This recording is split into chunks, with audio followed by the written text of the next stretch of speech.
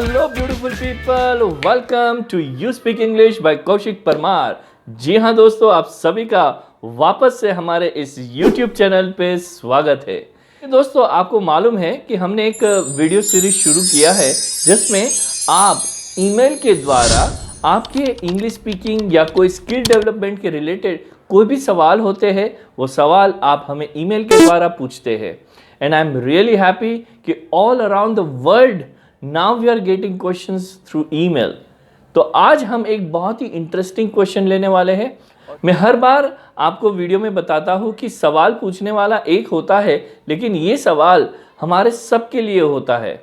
तो आज का सवाल भी बहुत ही इंटरेस्टिंग है। सवाल ये है, जब हम इंग्लिश सीख रहे हैं तो हमें वोकैबुलरी याद कैसे रखना है। तो एक स्टूडेंट का ईमेल के द्वारा पूछा गया ये सवाल है कि सर, आप कोई टिप्स हमें दे सकते हैं कि वोकैबुलरी कैसे याद रखी जाए। ये सवाल का जवाब आज हम इस वीडियो लेसन में लेने वाले हैं। तो दोस्तों, आज मैं बहुत ही इंटरेस्टिंग टेक्निक्स आपके साथ शेयर करने वाला हूं, तो ये वीडियो पूरा अंत तक देखिएगा। अगर आप हमारे इस YouTube चैनल पर नए हैं तो मेक श्योर कि आप इस YouTube चैनल को सब्सक्राइब कीजिए, इस वीडियो को लाइक कीजिए और मोस्ट इम्पॉर्टेंट, ज़्यादा से ज़्यादा लोगों तक इसे शेयर कीजिए। तो without any further delay, let's get started with video. जैसे ये सवाल पूछा गया है कि वोकैबुलरी का हिंदी मीनिंग होता है शब्दकोश, क्योंकि वोकैबुलरी से हमारी इंग्लिश रीच होती है। अगर हमने देखा है कि जब हम इंग्लिश बोलने की कोशिश करते हैं तो उस समय पे वो राइट वर्ड हमें याद नहीं आता है। कभी कभार ऐसा होता है कि वो वर्ड हमें मालूम भी होता है, राइट, लेकिन दिल की बात जुबान पर नहीं आती, ऐसी हालत हो जाती है। तो ये सवाल हमें एक स्टूडेंट ने ईमेल के द्वारा पूछा है कि वोकैबुलरी को याद करने का कोई तरीका है कि नहीं।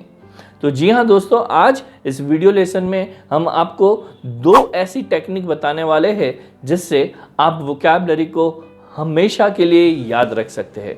तो अगर आप ये वीडियो लेसन देख रहे हैं तो मेक श्योर आप पेन और पेपर ले लीजिए और इसकी नोट ज़रूर बनाइएगा, राइट। तो यहाँ पे पहली टेक्निक के बारे में हम बात करेंगे कि अगर हमें वोकैबुलरी को याद रखना है तो पहली टेक्निक है read and remember. Yes, read and remember मतलब बहुत सारे ऐसे वर्ड्स होंगे जिसको हमें पहले तो रीड करना पड़ेगा। रीड करते करते उसको हमें रिमेंबर भी करना पड़ेगा, मतलब याद रखना पड़ेगा।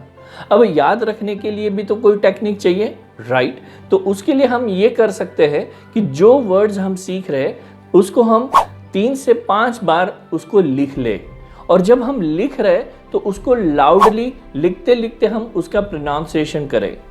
जैसे मैं कोई वर्ड सीख रहा हूँ, एक एग्जाम्पल के तौर पे ले लेते हैं कि इन्फ्लेशन।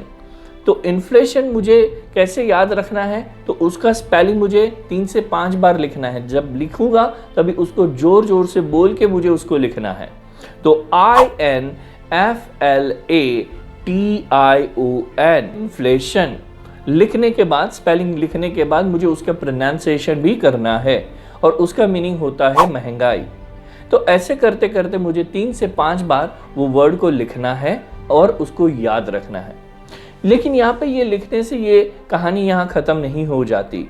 मैं हमारे लाइव सेशंस के अंदर जो हमारे स्टूडेंट्स हैं उनको हम बताते हैं कि अगर आपको वर्ड्स याद रखने हैं तो आप ऐसा कीजिए, मंडे टू फ्राइडे आप प्रतिदिन वर्ड्स कलेक्शन कीजिए, एंड सैटरडे को आपने मंडे टू फ्राइडे जितने भी वर्ड सीखे हैं उसका एक रिवीजन रखिए, और हर वीक आप थोड़े थोड़े वर्ड्स को प्रैक्टिस करते जाइए।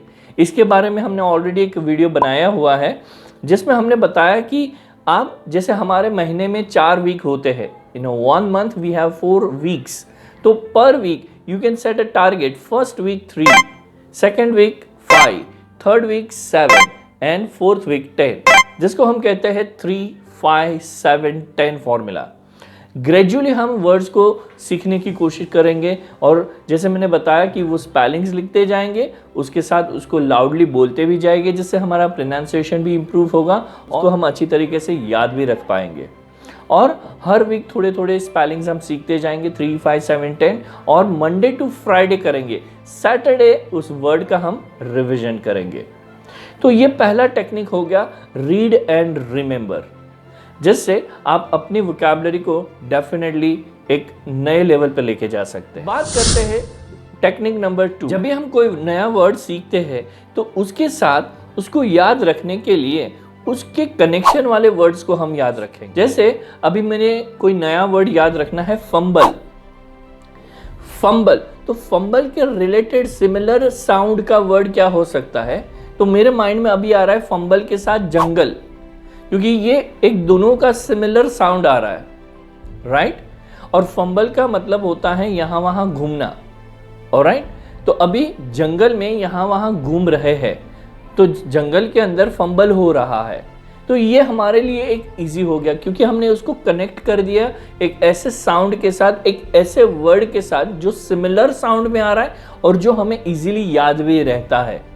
तो क्या कर सकते हैं, ये टेक्निक नंबर 2 में हम कनेक्टिंग साउंड वाले वर्ड्स को हम यूज करके उसकी एक स्टोरी जैसा बनाकर उसको हम लंबे समय तक याद रखें। ऐसे बहुत सारी टेक्निक्स है। अगर आप चाहते हैं कि ऐसी बहुत सारी techniques, not only regarding improve your vocabulary, अगर आपकी पूरी इंग्लिश आप इम्प्रूव करना चाहते हैं, यू स्पीक इंग्लिश के द्वारा पर्सनल कोचिंग आपको दी जाती है, जिसमें पहले हम 45 मिनट्स का एक असेसमेंट सेशन लेते हैं, जिसमें हम स्टूडेंट्स का लेवल समझते हैं, उनकी नीड एंड कंसर्न समझते हैं। On the basis of that we tell them कि एग्जैक्टली उनको कितना समय लगेगा इंग्लिश सीखने के लिए।